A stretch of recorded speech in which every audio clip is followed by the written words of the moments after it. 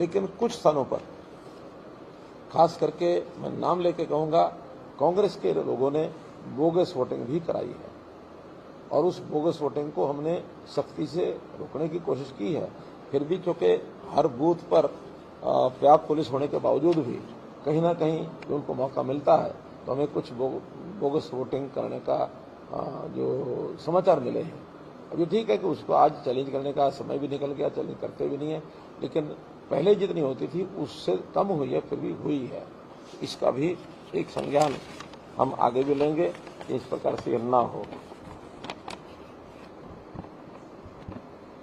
एक बात हुड्डा साहब ने खास करके मेरे खिलाफ कही, अभी कल ही कही, क्या कि ये तो बौखलाहट है जिसमें से ये उल्टे सीधे बयान दे रहे हैं, और मैं उस बयान पर आज भी कायम हूं। मैंने स्टेज से बयान दिया कि कुछ कर्मचारी, क्योंकि कर्मचारी बहुत बड़ी संख्या में 3-3.5 लाख, अब मैं सबके बारे में नहीं कहा, लेकिन ऐसे कर्मचारी जो पॉलिटिकली एफिलिएशन दिखाते हैं अपने, ऐसे लोगों की पहचान भी हो रही है, बल्कि उसमें से कुछ लोगों को हमने सस्पेंड भी कर दिया है, नोटिस दिया है। उस नोटिस के बाद उनका जो भी उनके खिलाफ कार्रवाई करनी होगी करेंगे। लेकिन चूंकि सारा कुछ एम्प्लॉइज हर बूथ के ऊपर उनका एक सिस्टम होता है, वहां कांग्रेस के लोगों के लिए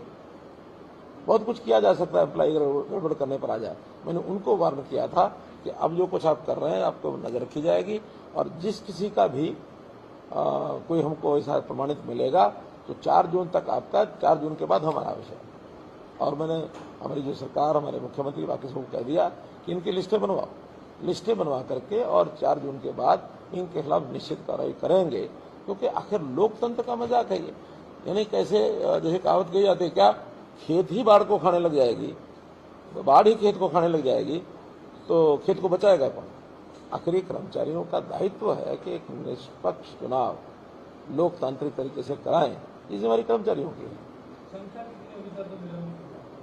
अभी तो 4 मुझे ध्यान में है, लेकिन और रिपोर्ट सब आ रही है, और उन 4 में ग्रॉस इनडिसिप्लिन किया। नहीं, वो इसके कारण से नहीं हुआ, वो तो और क्या है कि एक नियम होता है आचार संहिता का कि कोई भी पॉलिटिकल पार्टी ऐसा कोई काम घोषणा नहीं कर सकती जिससे वोटर के ऊपर प्रभाव पड़े उसको आकर्षित करने के लिए,